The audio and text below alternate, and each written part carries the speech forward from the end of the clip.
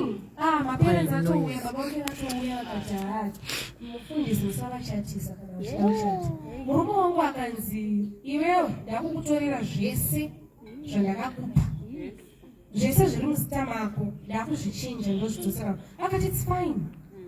Ndakuendera iye mukadzi iye nemwana wake ndo wandiri kuda. Ndikati kansiyane newe. Rejection amboisafa. Musafa futi. Then he was like, iwe wakachuza life yangu. Saka ini wakutoda ku website kwavo chichuzawo life yavari kuda. What about me? What about kukuda kwandiri kuita?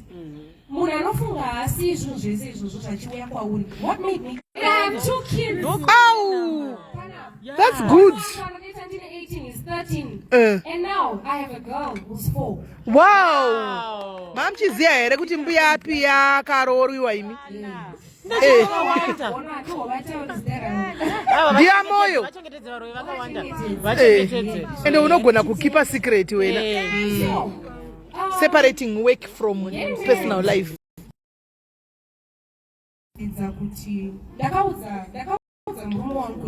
I'm broken. Are you ready? Working on myself. Are you ready to take me through? And also, this is what I love doing.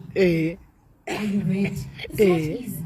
But you in life out there. This specific part, your life I mention apalo. I never saturate because I'm trying to empower a girl. Arufunga kuti life yake yapera. Exactly. Arufunga kuti anofana kuti depend on a man to make it in this life. I'm trying to say I've been working with Net One. So I've been working with I've also worked with ZB. Baba wako anatishi with all that. Baba wangu izvozvi vanenge vachingoti iko zvino hachandidadika nezita rangu vangoti mbuya piaso. And I haven't been friends with my mom when I was growing up because mukomana wandairohwerwa uyo akazonditira mashuro 7 years ndichidanana naye achindiabhusa mai vachindirova takamborohwa tese tiri 2 ndichinzisiyana naye but haunzwi takatoti mama chinoregedzeka ndichiri maoyo chinonetsa but wakukura unonoti mai vangu takatanga uine relationship namai vangu after ndaita nhumbu because baba wakabva wandisvipa mai ndovakati she embraced me. Yes. So I really want to thank my mom. She has been my pillar. Come out of I looked at myself in the mirror. I was like, not what it is single mother. Mama Mashoko, Musoro Mama Kansaiwe. She doesn't eat.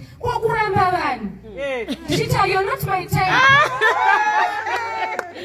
You're not my type, you're not my type. Shara.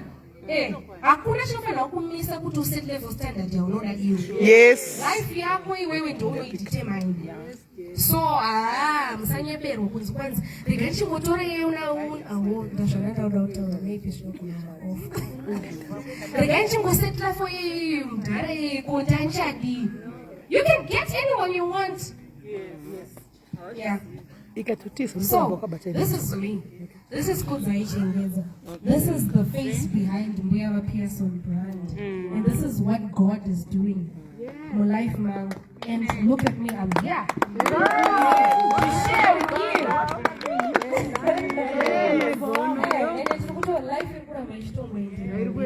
Please stop. Never stop believing in yourself. Don't feel sorry. Yes, never. Hakuna vana time yekukunzira tsitsi. Vambaita sei? Zvinzwira tsitsi at your own risk. Inini ndiri mukadzi but ndiri murume mukadzi. That's the only way out. Because varume vaiko zvino vazhinji vacho sora asikura vari pano. Vakatomirira kuchengetwa newe zvinhu zvachinja munoziva here? Vari kutorelaxa vakatomirira kuti ndiwo chaita zvese. Saka iwe mentality yekuti I'm a lady. Even the Bible says the man is the one who's supposed to work hard for me. Amen. Depression is your portion. Oh God.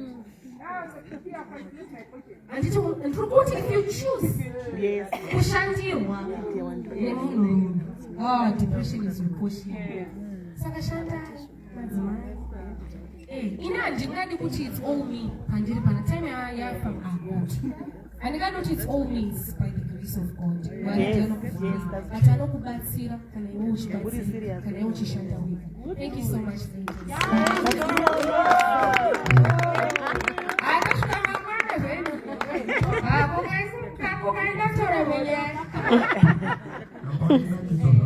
Achifamba zvake kunochicha kudzi achifamba zvake kunochicha. She's coming back. She's the MC of the day. So now kudzoka vambuya atajaira. So for now we're going to give the guys Timbotamba, waiting for her. They want to direct a program here. Right. Hapo unotendereza kuombera maoko chiro tisina hedu zvataita.